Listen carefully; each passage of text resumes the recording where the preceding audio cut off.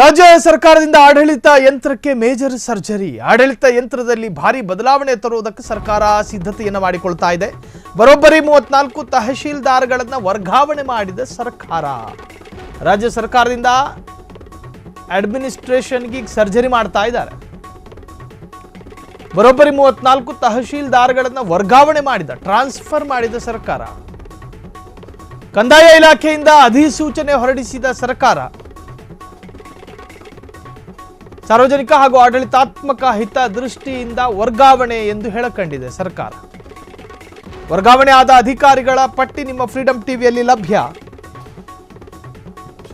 ಬೆಂಗಳೂರಿನ ವಿವಿ ಟವರ್ನಲ್ಲಿ ಕೆಲಸ ಮಾಡುತ್ತಿದ್ದ ವಿಶೇಷಾಧಿಕಾರಿಗಳು ಸಕ್ಷಮ ಪ್ರಾಧಿಕಾರಿಗಳ ಕಾರ್ಯಾಲಯದಲ್ಲಿ ಕರ್ತವ್ಯ ನಿರ್ವಹಿಸುತ್ತಿದ್ದ ಅಧಿಕಾರಿಗಳು, ಹೀಗೆ ಒಟ್ಟು 34 ತಹಶೀಲ್ದಾರ್ಗಳನ್ನು ವರ್ಗಾವಣೆ ಮಾಡಿದೆ ಸರ್ಕಾರ.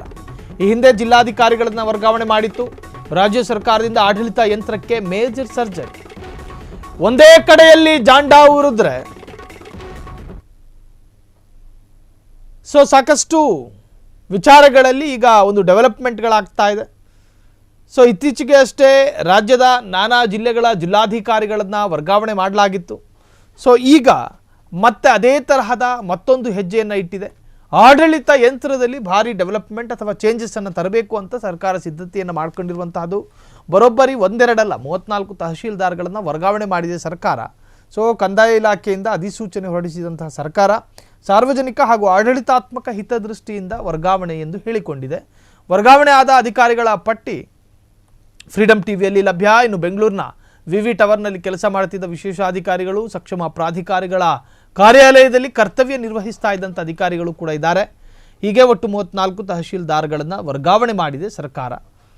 ಸರ್ಕಾರದ ಈ ಒಂದು ಬದಲಾವಣೆ ನಿಜಕ್ಕೂ ಕೂಡ ಜನಸಾಮಾನ್ಯರ ಶ್ಲಾಘನೆಗೂ ಕೂಡ ವ್ಯಕ್ತವಾಗಿದೆ.